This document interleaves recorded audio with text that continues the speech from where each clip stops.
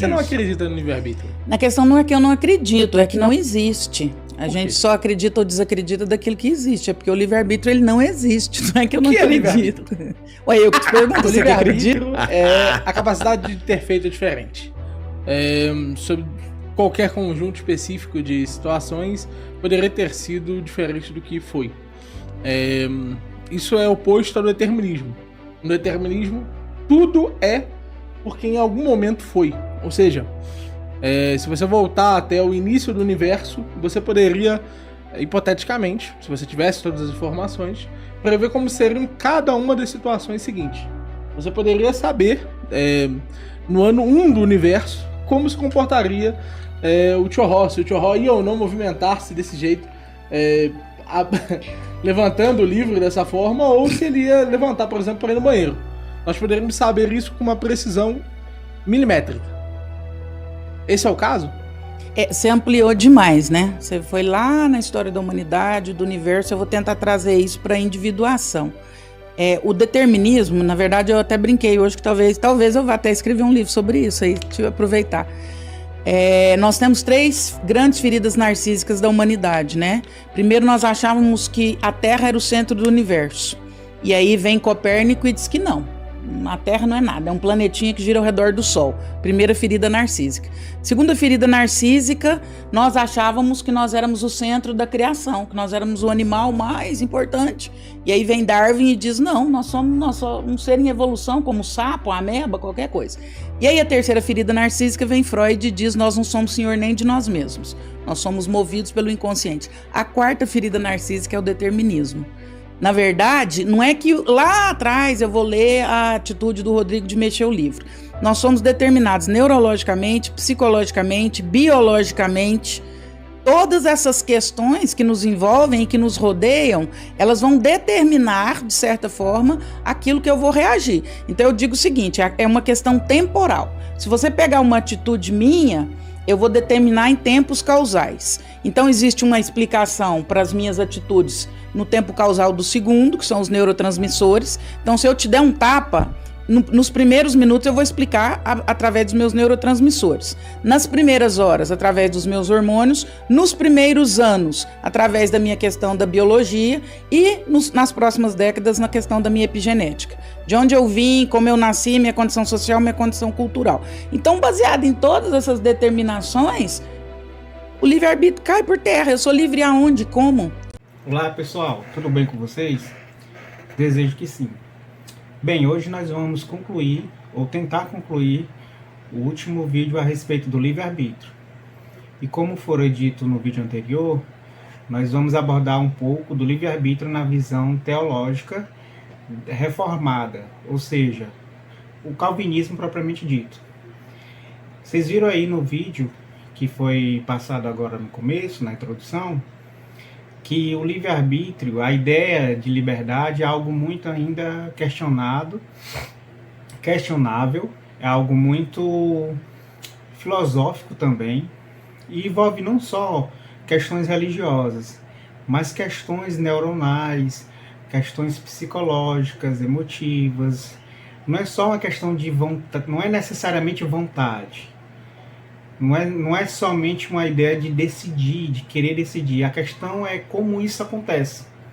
Como isso acontece no ser humano, como isso acontece no nosso organismo, como isso acontece na psique, a ideia de alma, como isso acontece no nosso cérebro. Então, se você for, por exemplo, à filosofia, você vai encontrar toda essa ciência, todo esse conhecimento que diz respeito a como o ser humano escolhe.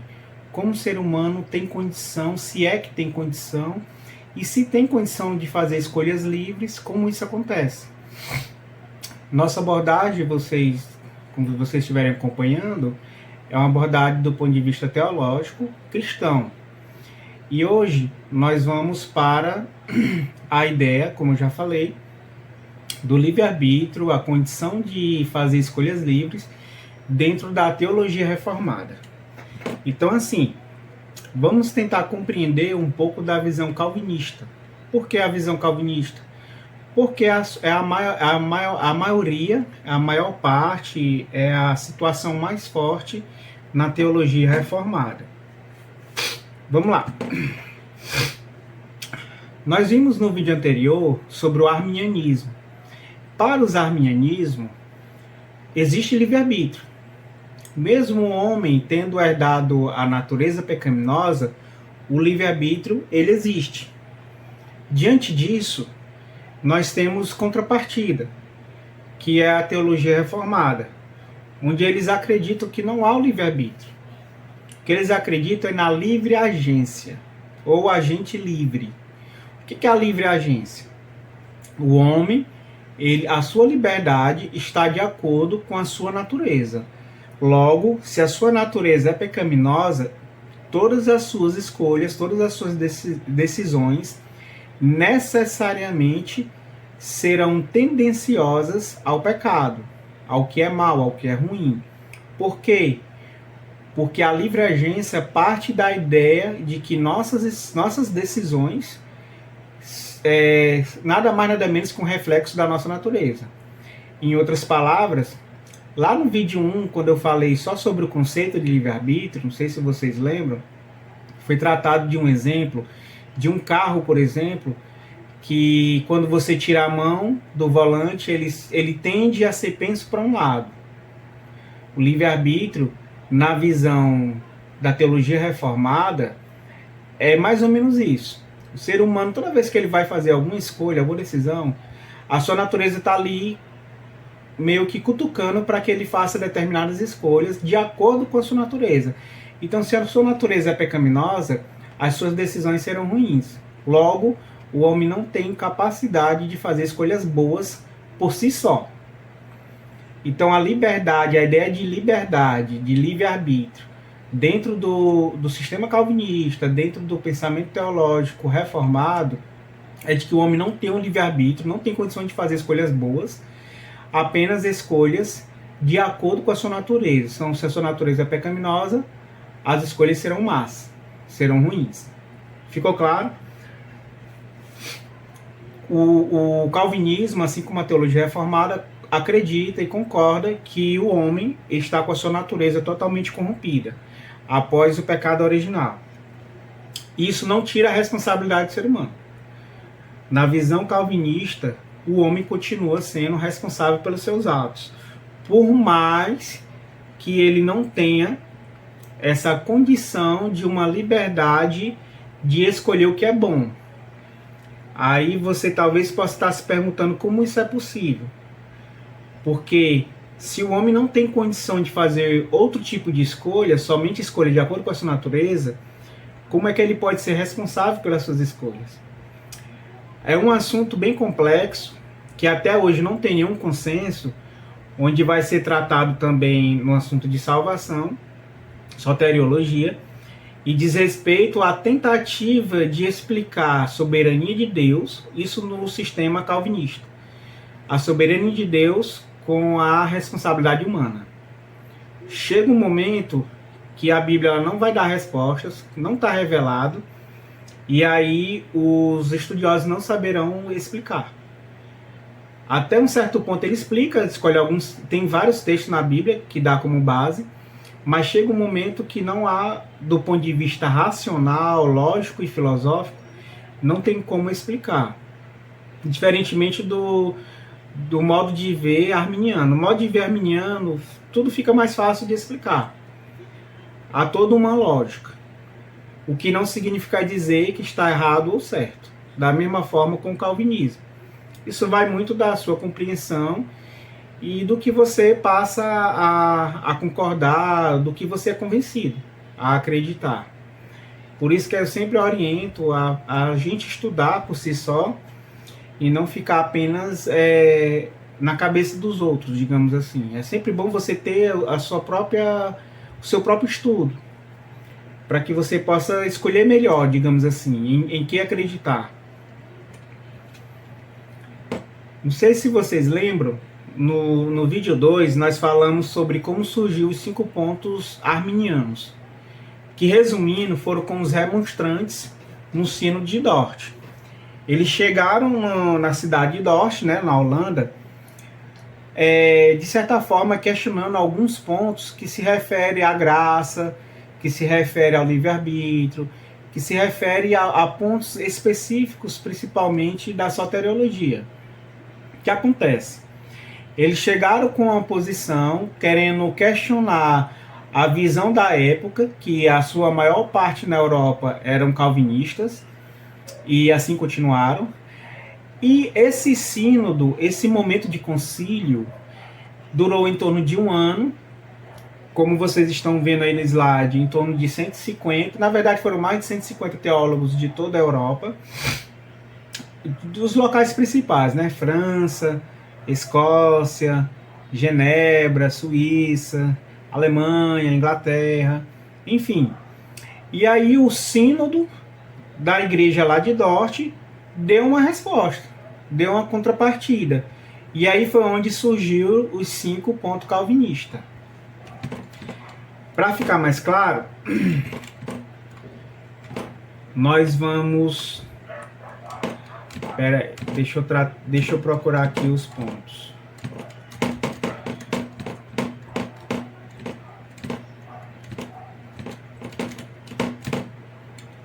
Nós vamos fazer aqui uma comparação dos 5 pontos arminianos dos 5 pontos calvinistas. Mas eu acho melhor, antes de chegar nessa comparação, a gente olhar alguns versículos bíblicos, alguns textos que vão de encontro ao livre-arbítrio na visão calvinista. Se torna mais didático. E depois a gente entra numa parte dos 5 pontos calvinistas e 5 pontos arminianos. Por exemplo, na teologia reformada já está claro que não há livre-arbítrio. O que existe é livre agência. Efésios 2, 3 a 5. Entre os quais todos nós também antes andávamos nos desejos da nossa carne. Olha só a questão da natureza. Fazendo a vontade da carne e dos pensamentos. E éramos, por natureza, filhos da ira, como os outros também. Esses filhos da ira é quando o homem não está regenerado. Mas Deus, que é riquíssimo em misericórdia, pelo seu muito amor com o que nos amou, estando nós ainda mortos em nossas ofensas. Está mostrando o estado depravado, pecado, o lado pecaminoso, o lado da natureza pecaminosa do ser humano. Vos vivificou juntamente com Cristo. Versículo 3 é o principal. E o 5 também, né? Deixar claro que estávamos andando nos desejos da nossa carne, fazendo a vontade da carne e dos pensamentos. Para ficar mais claro, se existe livre-arbítrio, como isso é possível, partindo da ideia de que o homem está morto em ofensas, em pecados, em delitos, né, do ponto de vista espiritual, e nada mais nada menos que apenas exercendo os desejos e os maus pensamentos da carne, da natureza pecaminosa.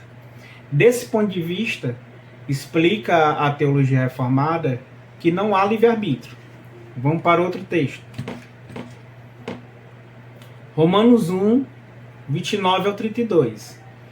Estando cheios de toda a iniquidade, fornicação, malícia, avareza, maldade, cheios de inveja, homicídio, contenda, engano, malignidade, sendo murmuradores, difamadores, aborrecedores de Deus, injuriadores, soberbos, presunçosos, inventores de males, desobedientes aos pais e às mães, nécios, infiéis nos contratos, sem afeição natural, irreconciliáveis, sem misericórdia, os quais, conhecendo o juízo de Deus, não somente as fazem, mas também se agradam do que as fazem.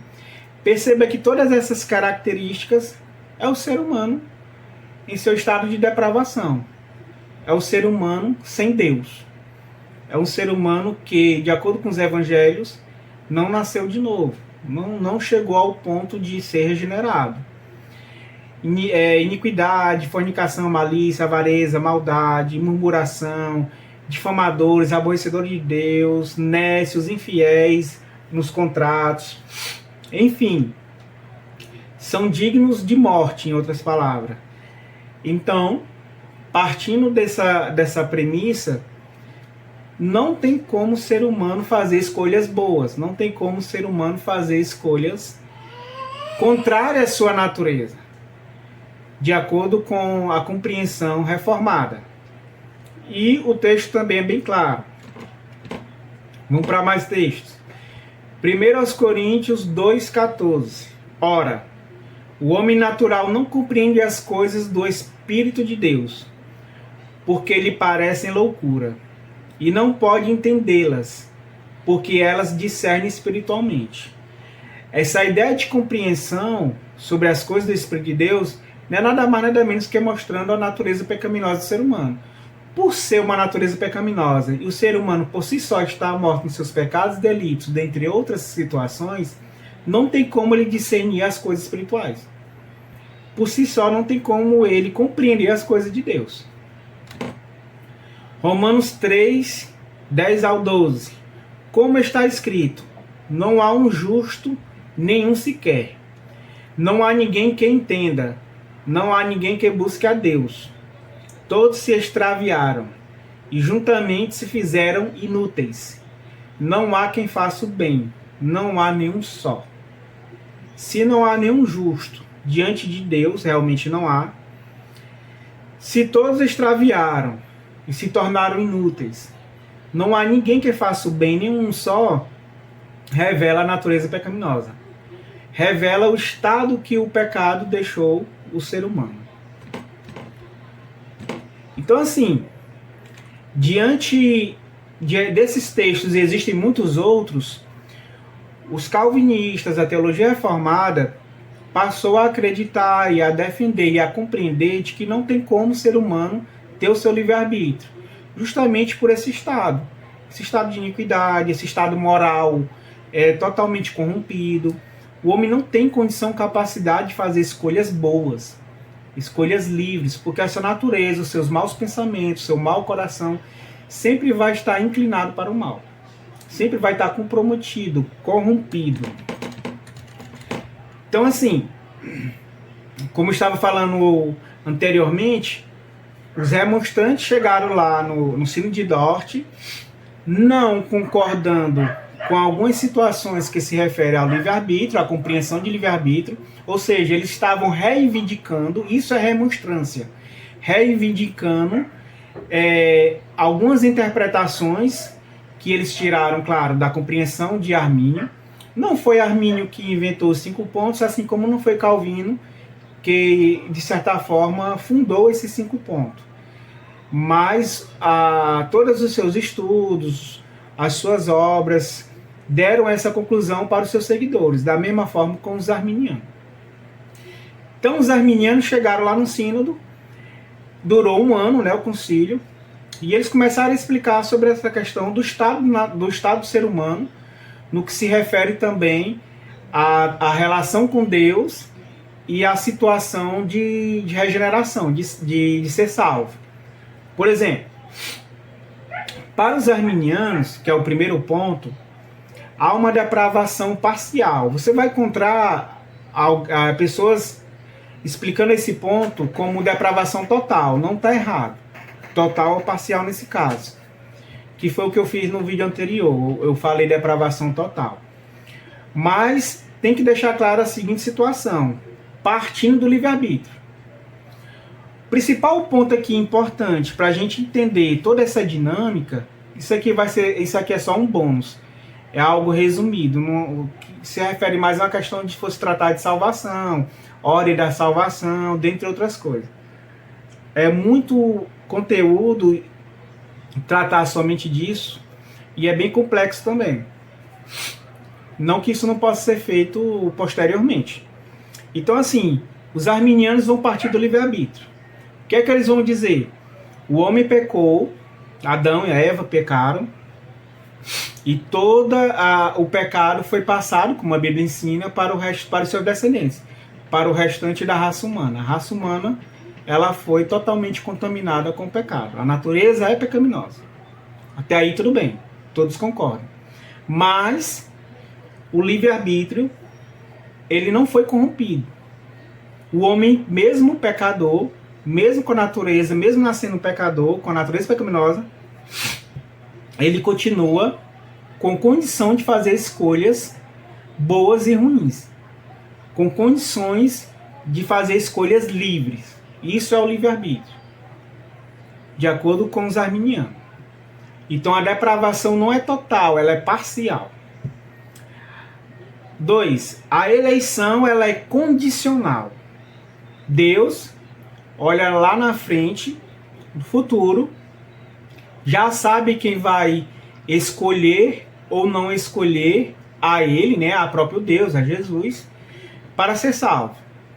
E aí Deus, ele elege de acordo com o que ele viu, que é a ideia de presciência, de acordo com essa visão, interpretação arminiana. Então a presciência de Deus na eleição não é nada mais, nada menos que Deus já sabe, por olhar lá no futuro, aqueles que vão escolher ser salvos e aqueles que não vão querer a salvação. Simples assim. Expiação ilimitada. Expiação ilimitada diz respeito à morte de Jesus. A morte de Jesus foi para todos.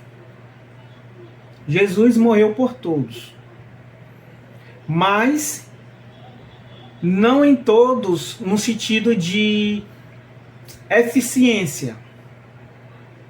Ele morreu em todos no sentido de suficiência. Vamos traduzir isso. A morte de Jesus, ela tem poder, suficiência, para todos. Para alcançar a todos. Porém, só vai alcançar aqueles que aceitarem a Jesus.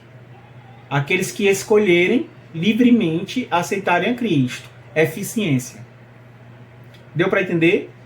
A morte de Jesus, ela tem poder para salvar todos. Mas não salvou a todos. Por quê? Porque só serão salvos aqueles que realmente aceitarem a Jesus e se permanecerem em pé até o fim da sua vida. Se permanecerem na graça até o fim da sua vida. Deu para entender? Então a morte de Jesus, ela é eficiente, porque ela salva a quem escolheu ser salvo, e ela é suficiente, porque ela tem poder para salvar a todos, toda a humanidade, mas toda a humanidade não será salva. Há uma grande parcela que vai para o inferno. Nem à toa que existe o inferno para isso também. Graça é irresistível. Devido à natureza pecaminosa, mas não necessariamente pela natureza pecaminosa, mas principalmente pelo livre-arbítrio. Lembrando, os pontos arminianos partem do livre-arbítrio. Devido ao livre-arbítrio, melhor dizendo, a graça de Deus passa a ser irresistível. Deus está lá, João, Maria, José, fulano, aceita, me aceita, vamos lá, vem pro céu, vamos, sei lá, vamos pra glória, aceita ser salvo, eu quero te salvar, eu quero te regenerar. E o João, Maria, José, o fulano, não quero, Senhor, não quero, deixa para amanhã, deixa para outro dia, resiste a graça de Deus. Deixa eu tocar minha vida, eu quero curtir minha vida e tal. E Deus lá tentando, o Espírito Santo lá tentando convencer e o homem resistindo. Isso é a graça irresistível do ponto de vista arminiano. E o quinto ponto é o cair da graça. O cair da graça é que o homem pode perder sua salvação. Então vamos lá. Ele é salvo, ele decide ser salvo, ele aceita a salvação. Desse ponto de vista, a morte de Jesus o alcança, porque na morte de Jesus é a justificação. O homem passa a ser justo diante de Deus. Os pecados são pagos. Mas pode acontecer de ele perder essa salvação. Então é a ideia do cair da graça. Para o homem não cair na graça, ele tem que perseverar até o fim. Isso foi o que os remonstrantes explicaram durante eu acho que foram mais de 100 sessões de reuniões lá no concílio, lá no Sínodo de Dort.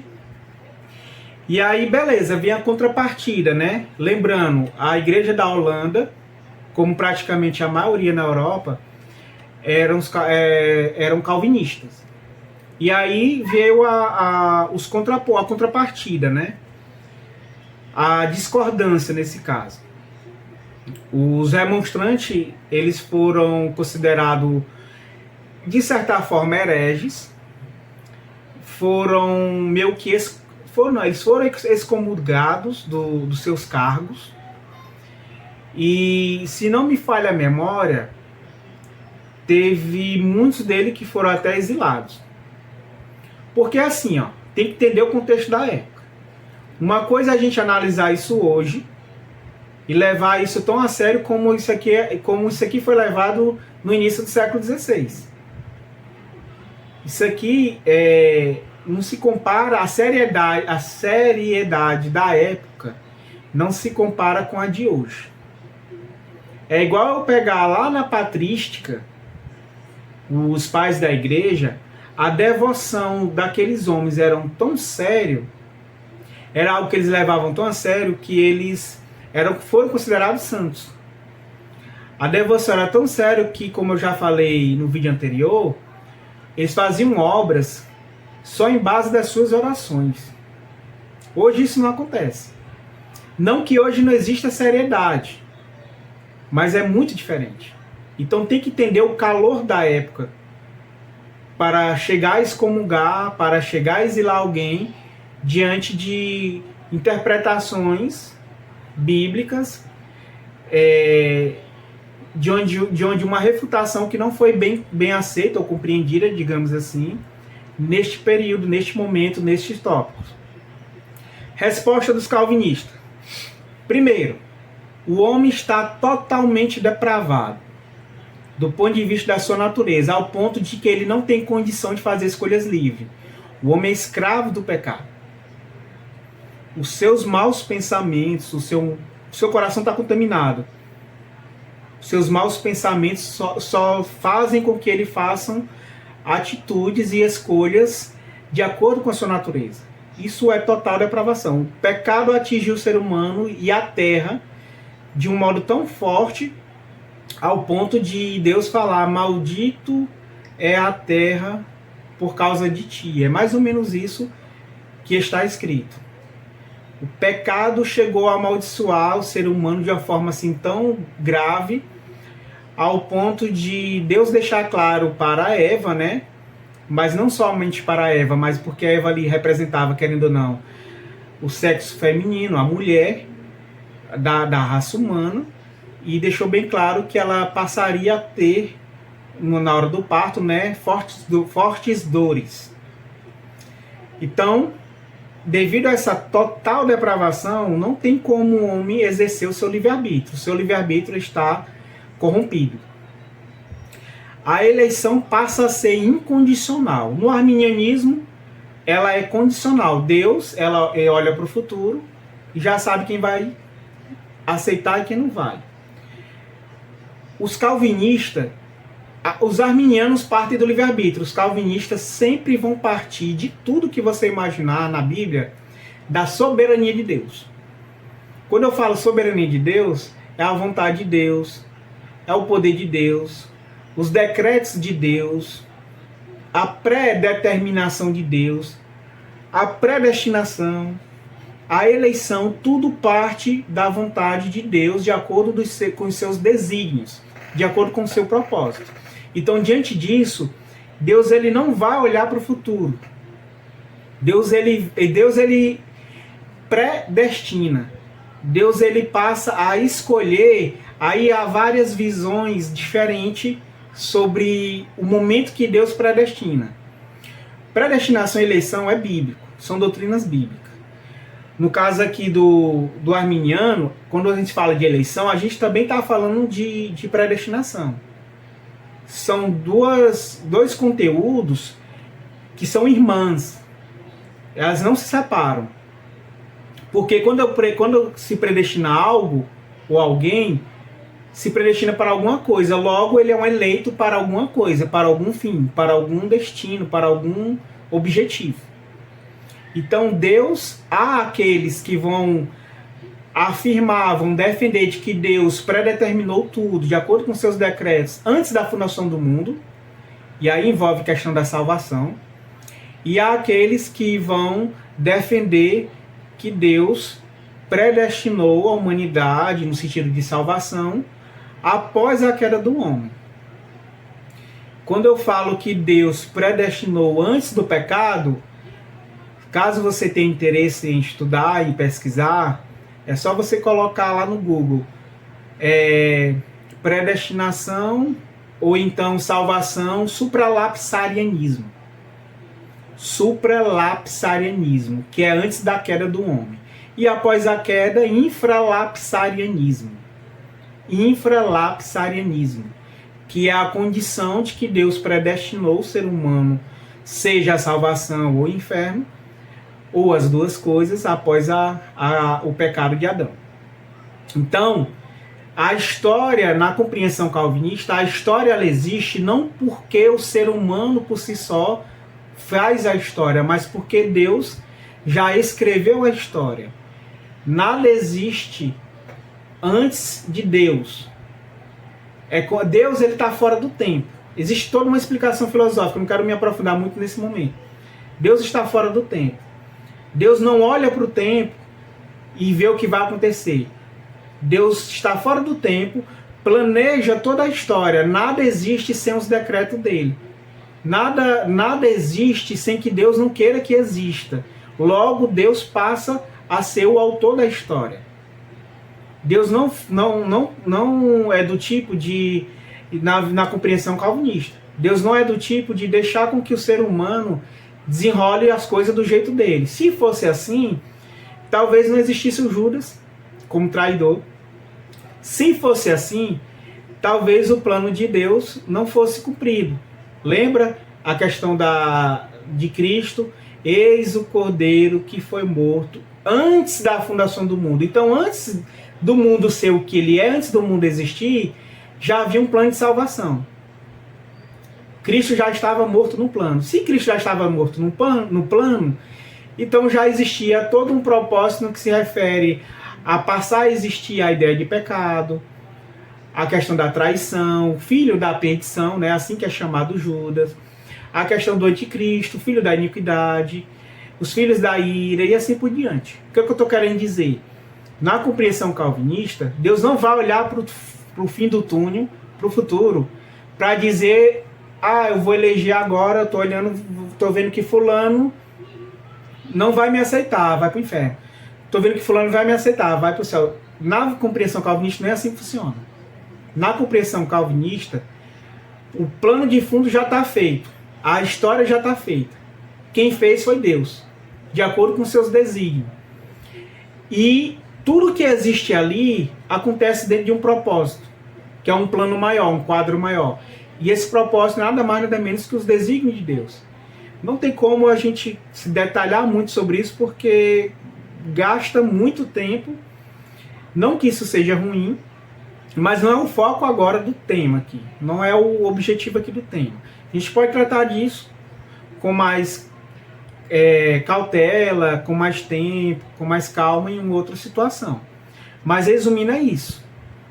A diferença maior é que Deus não vai olhar para quem vai escolher ou quem não vai escolher. Já está tudo, entre aspas, programado. Aí entra a ideia de determinismo. Só que esse determinismo, essa predestinação, não exclui a responsabilidade do ser humano. E aí você vai argumentar filosoficamente. Nós, eu também tenho dificuldade de compreender às vezes. Vamos argumentar a seguinte questão. Se Deus predeterminou que determinada ação do fulano seja essa, digamos assim, ou que as coisas sejam como são, como posso ser responsável pelos meus atos? Entendeu aí a indagação, a reflexão? Se Deus programou todas as coisas do jeito que Ele bem quer, do jeito que está acontecendo e vai acontecer, por que existiu o juízo final? Porque no juízo final você vai ser julgado pelos seus atos. Se eu sou julgado por uma coisa em que eu não tive condição de escolher, como é que isso não tem lógica? Como é que isso se explica? A resposta calvinista vão pegar textos e textos bons para explicar. Mas chega um momento que não tem uma explicação racional. Porque eles vão deixar claro, resumidamente, que Deus é soberano. Por ele ser soberano, ele tem seus decretos. Tudo acontece de acordo com seus desígnios. E o homem, mesmo não tendo livre-arbítrio, ele ainda assim é responsável pelos seus atos.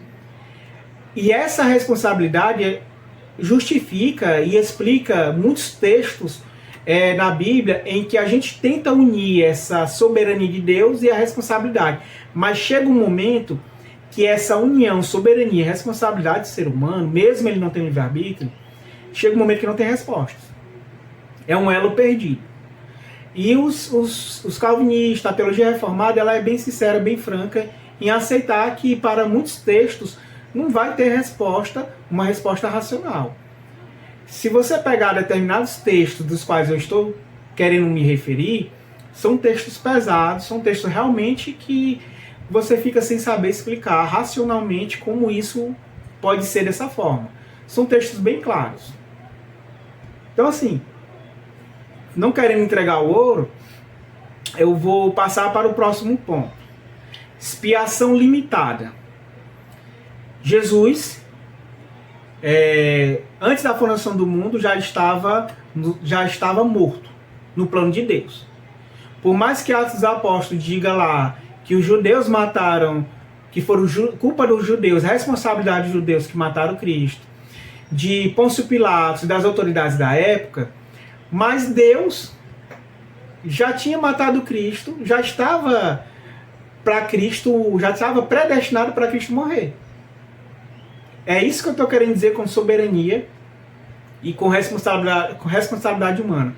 Acabou que eu acabei dando um exemplo mesmo sem ter nem pensado nisso. Veja só. Soberania de Deus e responsabilidade humana. Quem mataram Jesus? Os judeus. Além dos judeus, as autoridades da época, como Pilatos. Isso fica bem claro na história, você só lê os evangelhos e Atos dos Apóstolos principalmente. Também tem alguns textos ou outros no Novo Testamento tratando a respeito. Veja só, Deus, na verdade, foi Deus que designou a morte de Jesus. Foi o plano da salvação. Jesus tinha que morrer daquela forma. Mas Pôncio Pilatos é responsável pela morte de Jesus. E os judeus também é responsável pela morte de Jesus. Soberania de Deus, responsabilidade humana, livre agência. É isso que a teologia reformada tenta explicar. Mas chega uma hora lá mais na frente que essas linhas vão se cruzar e não tem como dar uma explicação filosófica, lógica, racional. Porque a Bíblia não revela. Talvez essa compreensão melhore quando chegar lá na glória, quando chegar no céu, questão escatológica. Deu para ter uma ideia? Esse é um dos textos usados pela teologia reformada para explicar a soberania de Deus e a responsabilidade do ser humano.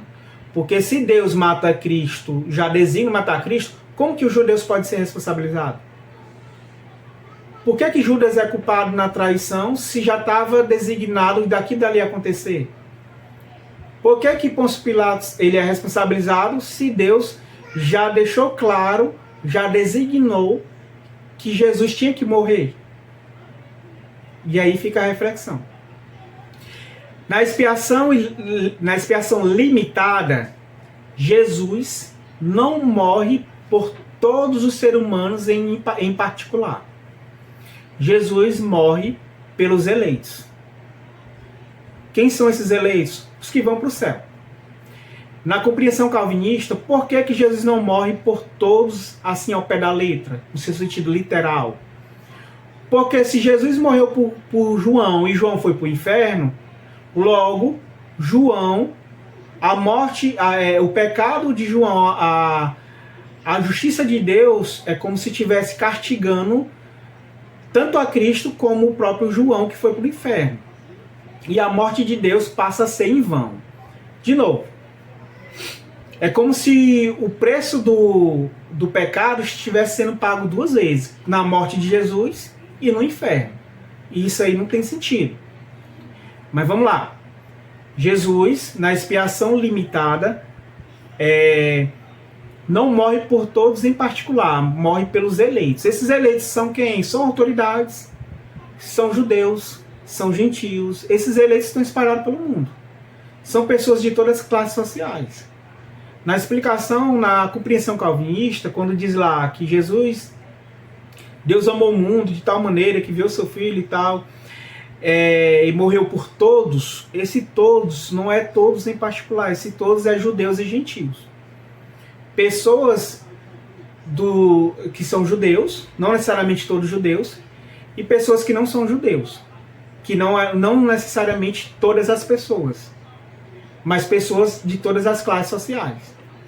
Deu para entender? Essa é a compreensão calvinista sobre a morte, sobre a expiação limitada. Porque se acreditar que Jesus morreu por fulano e aquele fulano vai para o inferno, a morte de Jesus passa a ser em vão. Não tem sentido. E tanto a morte de Jesus passa a ser em vão, como o pecado daquela pessoa, a culpa daquela pessoa passa a ser paga de duas vezes. Na morte de Jesus e quando ele vai para o inferno. Graça irresistível. A teologia reformada acredita que a graça de Deus não dá para resistir, ela é irresistível. Ou seja, quando Deus quer convencer o ser humano do seu pecado, do seu mal, não tem ser humano nenhum do mundo que resista à graça de Deus. Tanto a graça salvífica, como no sentido de graça comum mesmo, para você fazer uma ação boa, uma filantropia. Na compreensão calvinista, na compreensão da teologia reformada, a graça ela não é resistível. A graça ela é irresistível. Deus chega para convencer e convence. Deus chega para mudar e muda. Deus chega para ressuscitar e ressuscita. Deus chega para regenerar e regenera. Porque Ele é Deus. Lembra, os calvinistas partem da soberania de Deus. Então, Deus faz o que Ele bem quer, desde que tudo que Ele queira esteja de acordo com a sua natureza. Até porque se falar assim, onde é que fica meu livre-arbítrio, quer dizer que eu não posso escolher e tal, os calvinistas vão responder que Deus é esse que quer uma coisa e não faz. Que Deus é esse que quer convencer o homem do pecado e não convence. Por aí vai. São uns dos argumentos. E há textos bíblicos, claro. Perseverança dos santos. Toda vez que o ser humano é salvo, logo, não tem como perder a sua salvação. Isso não justifica dizer que o homem pode pecar à vontade. Quem diz isso é fake news.